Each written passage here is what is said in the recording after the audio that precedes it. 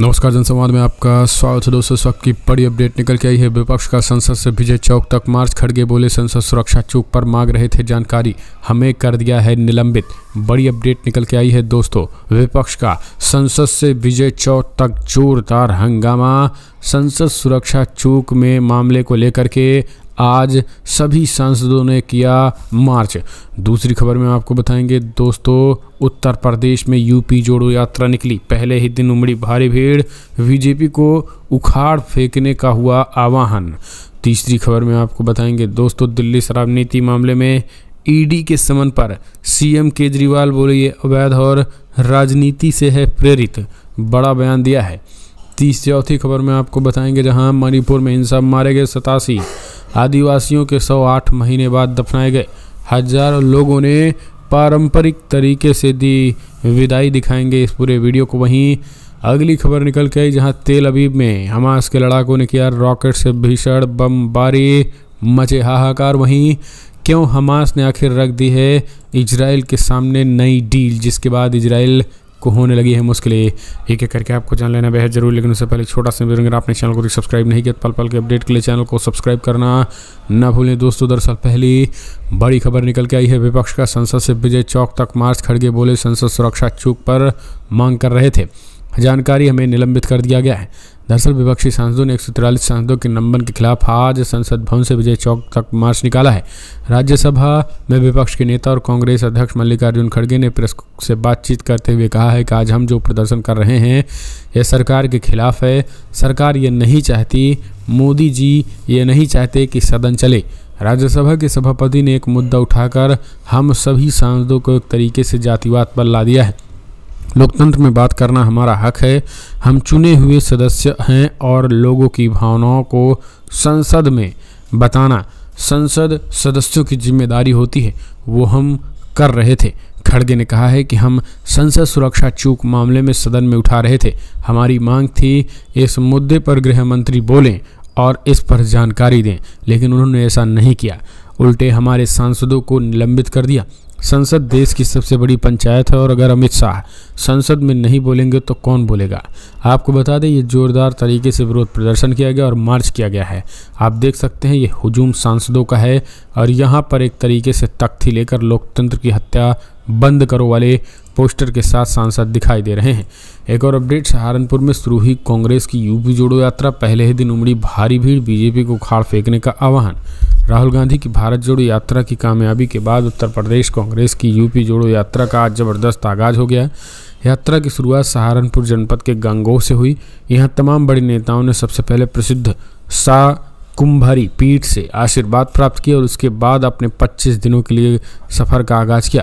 हाल ही के दिनों में कांग्रेस में वापस लौट कर आए इमरान मसूद का यहां जलवा देखने को मिला। सहारनपुर में कांग्रेसियों का जबरदस्त स्वागत हुआ। इस दौरान कांग्रेस के प्रदेश अध्यक्ष अजय राय समेत तमाम नेताओं ने बीजेपी के सत्ता को उखाड़ फेंकने का आह्वान किया। उत्तर प्रदेश कांग्रेस कमेटी के प्रदेश अध्यक्ष अजय राय के नेतृत्व में निकाली जा रही यूपी जोड़ो पदयात्रा का शहर में ही दर्जनों जगह स्वागत हुआ।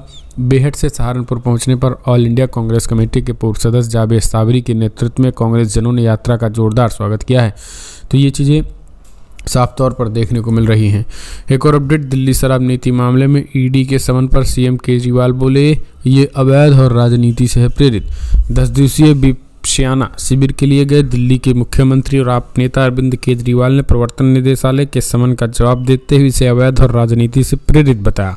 कथित उत्पाद शुल्क नीति मनी लॉन्ड्रिंग मामले में पूछताछ के लिए ईडी द्वारा दूसरी बार बुलाए जाने पर सीएम केजरीवाल नहीं गए। मुख्यमंत्री केजरीवाल 19 से 30 दिसंबर तक विपश्यना सत्र के लिए रवाना हो गए। उन्होंने वित्तीय जांच एजेंसी को अपने जवाब में कहा है कि वो सभी कानून रूप से वैध समन स्वीकार करने के लिए तैयार हैं। पार्टी सूत्रों के मुताबिक केजरीवाल ने अपने जवाब में कहा है कि पिछले समन की तरह ये समन भी अवैध है। उन्होंने समन को राजनीति से प्रेरित करार दिया है और इस बात पर जोर दिया है कि उन्होंने अपना जीवन ईमानदारी और पारदर्शिता के साथ बिताया है। केजरीवाल ने अपने जवाब में कहा है कि उसके पास छिपाने के लिए कुछ भी नहीं है। इस तरीके से उन्होंने बातें की। अगली एक और अपडेट निकल के आई है। मणिपुर हिंसा में मारे गए 87 आदिवासियों के 108 महीने बाद दफनाए गए हजारों लोगों ने पारंपरिक तरीके से दी विदाई। मणिपुर की जातीय हिंसा में लगभग 8 महीने पहले मारे गए 87 कुकी-जो आदिवासियों का अंतिम संस्कार बुधवार को पारंपरिक रीति रिवाज के साथ किया गया। चुराचांदपुर जिले में हुए सामूहिक दफन कार्यक्रम में महिलाओं और उनके रिश्तेदारों सहित हजारों लोग शामिल हुए और इससे पहले 15 दिसंबर को समुदाय के 19 आदिवासियों का अंतिम संस्कार कांगपोकी जिले में एक सामूहिक दफन समारोह में किया गया और ये आदिवासी मई में हुई जातीय हिंसा में मारे गए थे। तो एक तरीके से अभी भी मणिपुर में हालात जो है वो खराब ही हैं। अगली एक और अपडेट कल क्या है। इजरायली सैनिकों ने एक तरीके से जहां लगातार कर रहे हैं बमबारी से मारे जाने वाले निर्दोष लोगों का हमास ले रहा है बदला। तेल अवीव में एक बार फिर से गिराए कई रॉकेट दागे, वहीं 41 बख्तरबंद वाहन पिछले 72 घंटों में उड़ाया। फिलिस्तीन के लोकप्रिय प्रतिरोध आंदोलन हमास की सैन्य शाखा इजबुद्दीन कस्साम ब्रिगेड के प्रवक्ता ने बुधवार रात घोषणा की है कि पिछले 72 घंटों में आतंकी जियोनी दुश्मन के 41 बख्तरबंद वाहन उनके लिए कब्र में बदल गए हैं। समाचार एजेंसी इरना की रिपोर्ट के मुताबिक इजबुद्दीन कस्साम ब्रिगेड के प्रवक्ता अबू उबैदा ने एक टेलीफोन ग्राम संदेश में 25 इजरायली सैनिकों की मौत और दर्जनों अन्य सैनिकों के घायल होने की सूचना दी। कस्साम ब्रिगेड के प्रवक्ता ने बताया है कि पिछले 72 घंटों में इजरायली सेना के 41 बख्तरबंद वाहन पूरी तरीके से तबाह कर दिए गए हैं। उन्होंने यह भी कहा है कि वैध अधिकृत फलस्तीनी के उत्तरी इलाके में स्थित किरियात समूना शहर को फलस्तीनी जियोली ने मिसाइलों से निशाना बनाया है।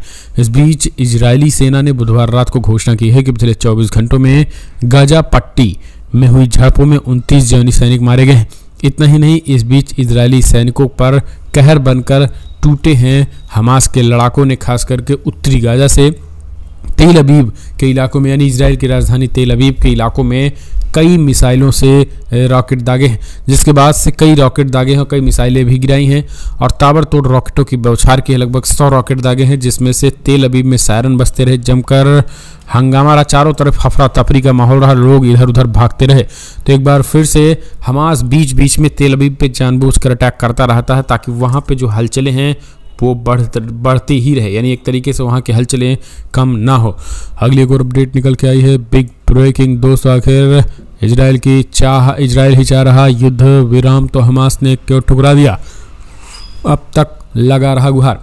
दरअसल गाजा में चल रही खूनी जंग के बीच हैरान कर देने वाली रिपोर्ट सामने आई है। इजराइल ने हमास के सामने युद्ध विराम का ऑफर रखा था, लेकिन हमास ने इसे ठुकरा दिया।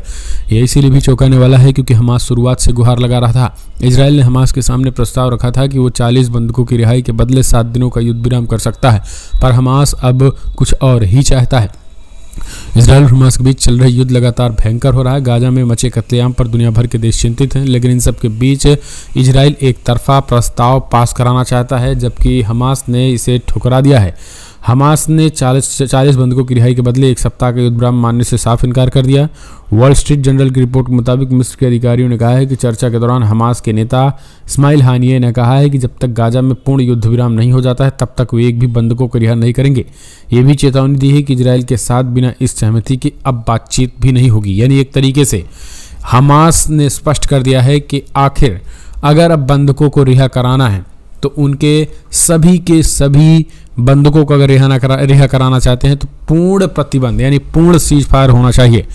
आपको बता दें, राजनीतिक शाखा हमास के राजनीतिक शाखा के प्रमुख इस्माइल हानिये ने काहिरा में खुफिया अधिकारियों से मुलाकात कर इजराइल की पेशकश पर चर्चा की, लेकिन कथित तौर पर कहा है कि इजराइल की मांग पूरी करने के बजाय गाजा में पूर्ण युद्ध विराम और अधिक मानवीय सहायता प्राप्त करने के लिए चर्चा पर आए। यानी अब गाजा पट्टी में पूर्ण युद्ध विराम होगा, ये नहीं कि 10 दिन 5 दिन 6 दिन नहीं होगा, पूर्ण युद्ध विराम होगा और मानवीय सबसे ज़्यादा मानवीय सहायता भी देने की बात होगी, तभी जो है वो कुछ होगा, वरना अब बंधकों की केवल और केवल लाशें इजराइल जाएंगी।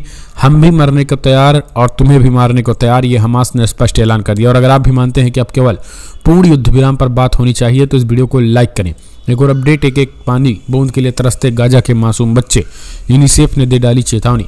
संयुक्त राष्ट्र सुरक्षा परिषद की लगातार हो रही बैठक के तीसरे दिन संयुक्त राष्ट्र बाल कोष यूनिसेफ ने चेतावनी दी है कि सुरक्षित जल के बिना बड़ी संख्या में गाजा में मासूम बच्चों पर प्यास और विभिन्न बीमारियों से मौत का गंभीर खतरा मंडरा रहा है। प्राप्त रिपोर्ट के मुताबिक यूनिसेफ के कार्यकारी निदेशक कैथरीन रसेल ने क्षोभ प्रकट करते हुए कहा है कि पर्याप्त मात्रा में स्वच्छ जल की सुलभता का अभाव जीवन व मृत्यु का विषय है। गाजा में मासूम बच्चों को पीने के लिए सुरक्षित जल की एक बूंद भी मिल पाना मुश्किल हो गया है। उन्होंने बताया है कि गाजा में बच्चों और उनके परिवारों को ऐसे सुरक्षित स्रोतों से जल का इस्तेमाल करना पड़ रहा है जो कि बेहद खारे या प्रदूषित हैं। सुरक्षित जल के बिना आगामी दिनों में अनेक अन्य बच्चों की प्यास और अन्य बीमारियों की वजह से मौत होने की संभावना बढ़ गई है। इसी बीच यूनिसेफ ने बताया है कि केवल जीवित रहने के लिए प्रतिदिन कम से कम 3 लीटर जल की आवश्यकता होती है, लेकिन वो भी चीज़ें जो हैं वो गाजा पट्टी में लोगों के लिए नहीं मिल पा रही हैं। बच्चे पूरी तरीके से चिंता वाली श्रेणी में पहुंच चुके हैं। एक और अपडेट, टास्क फोर्स के गठन से पहले होने वाले खर्च को लेकर अमेरिका की चिंता बढ़ी, पेंटागन ने बढ़ाई चिंता। जी हाँ, आप समझिए, यमन से लड़ने के लिए अमेरिका के लिए नहीं है पैसे। पेंटागन ने किया खुलासा। जो बाइडन और अमेरिका के मुंह पे करारा तमाचा, अमेरिका की सुपर पावर निकली हवा। जी हाँ, अंसुल्लाह का कहना है कि टास्क फोर्स का गठन करने से अमेरिका की इच्छा गाजा पर इजराइल के हमलों को जारी रखना है। यमन की सिर्फ एक धमकी से अमेरिका और उसके घटक गठबंधन बनाने में जुट हो गए हैं। यानी शेर अकेला शिकार करता है और भेड़िए एकजुट हो जाते हैं। वही हालात इस समय अमेरिका समेत उसके 9 देशों की है, क्योंकि उसके सामने यमन अकेला है। संयुक्त राज्य अमेरिका यमन पर संभावित हमलों के लिए अपने घटकों से विचार विमर्श कर रहा है। एक अमेरिकी टीवी चैनल ने बुधवार की सुबह रिपोर्ट दी है कि वॉशिंगटन और उनके घटक यमन की सेना पर संभावित कार्रवाई के लिए गहन समीक्षा कर रहे हैं। कुछ जानकार सूत्रों के हवाले से ब्लूमबर्ग ने बताया है कि पेंटागन यमन की सेना के विरुद्ध कोई त्वरित कार्रवाई करने की सोच रहा है। बताया गया है कि यमन की सशस्त्र सेना की क्षमता को निष्क्रिय करने के लिए अमेरिका की ओर से कार्यक्रम तैयार किया जा रहा है। इसी बीच पॉलिटिको पत्रिका की वेबसाइट पर मौजूद एक रिपोर्ट्स में यह भी बताया गया है कि पेंटागन इस कार्यक्रम पर खर्च होने वाले भारी खर्चों को लेकर बहुत चिंतित है। इससे पहले अमेरिकी रक्षा मंत्री लॉर्ड ऑस्टिन के हवाले से मंगलवार को बताया गया था कि लाल सागर में जर्नी जहाज़ों पर यमन की सेना के हमलों का मुकाबला करने के लिए 10 देशों का एक गठबंधन तैयार किया जा रहा है। लेकिन जिस तरीके से आप समझ लीजिए, जिस तरीके से अमेरिका को लेकर के पेंटागन ने खुलासा किया है कि उसके पास बजट की कमी है, इस टास्क फोर्स के गठन में जितने पैसे यमन से लड़ने के लिए लगाए जाएंगे उसमें कमी है। उसके बाद से अमेरिका के ढकोसले का पोल खुल गई और अमेरिका की जो सुपर पावर है उसकी हवा निकल गई है। ऐसे में इस तरीके की चीज़ें आप समझ सकते हैं कि कैसे अमेरिका फर्जी तरीके से सुपर पावर बनने की कोशिश कर रहा है। एक और अपडेट, आतंक से लड़ने का मतलब ये नहीं कि निर्दोषों को उतार दो मौत के घाट। इजराइल पर भड़के फ्रांस के राष्ट्रपति। जी हाँ, गाजा में जारी बमबारी के बीच फ्रांस के राष्ट्रपति इमैनुअल मैक्रों ने इजराइल को लेकर बड़ा बयान दिया। उन्होंने कहा कि आतंकवाद से लड़ने का मतलब ये नहीं कि गाजा को पूरी तरीके से खत्म कर दिया जाए और निर्दोषों को मौत के घाट उतार दिया जाए।